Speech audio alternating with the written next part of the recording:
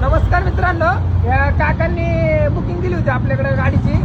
एक महिना झालं. गाडी पूर्णपणे त्यांच्या मनाने बनवून दिलेली आहे. तर गाडीची फायरिंग ऐकत होतं. काकांना विचारू गाडी कशी वाटली.